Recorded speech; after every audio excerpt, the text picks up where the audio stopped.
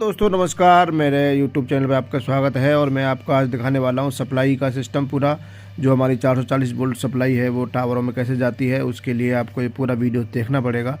एक बार ये देखो, हमारे सामने जो दिखाई दे रहा है ये DG इनकमर है, DG नंबर 3 का, ठीक है। और इसके पास में जो है दिखाई दे रहा है वो दिखा रखा है ट्रांसफार्मर इनकमर 3 का। और देखो ये ऊपर दिखा रखा है, ये ऊपर आपका मेन पैनल है ये। और इसके नीचे जो दिखा रखा है वो पूरा रिले दिखा रखी है। और ये पूरा सेक्शन जो दिखा रखा है ये पूरा सेक्शन 3 है। और ये जो बगल में दिखा रखा है ये आपका दिखा रखा है बस कपलर 2। तो देखो बस कपलर हमारे पास में 2 हैं। सीधी सी बात है, अगर बस कपलर 2 हैं। अच्छा, आपको पहले बता देता हूँ बस कपलर का काम क्या है। बस कपलर का काम है सप्लाई को जोड़ना और तोड़ना। और नेक्स्ट देखो ये जो दिखा रखा है ये सेक्शन 2 है। सेक्शन 2 के लिए DG इनकमर 2 लगा रखा है। अगर मेन सप्लाई फेल होने पर DG चालू होता है, तो अगर 2 नंबर चालू करेंगे तो सप्लाई यहाँ पे आएगी। और ये आपका दिखा रखा है ये ट्रांसफार्मर इनकमर 2 है।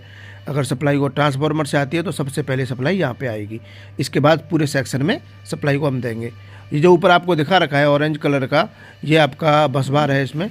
और ये जो है ये DG इनकमर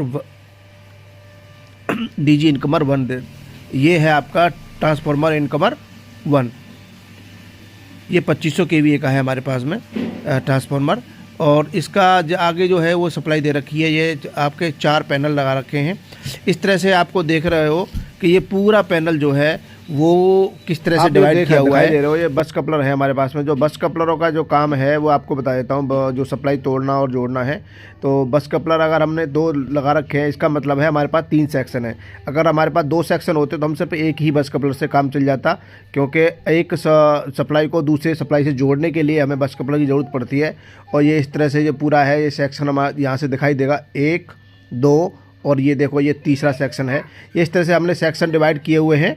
और इन्हीं सेक्शंस के आधार पे हम लोग, जैसे अगर हमारा DG 3 चलेगा तो हम लोग बस कपलर 1 और 2 दोनों को चालू करेंगे, ठीक है। और अगर हमारे पास में 2 नंबर चालू होता है तो हमें इधर 2 नंबर भी चालू करना पड़ेगा और उधर 1 नंबर चालू करना पड़ेगा।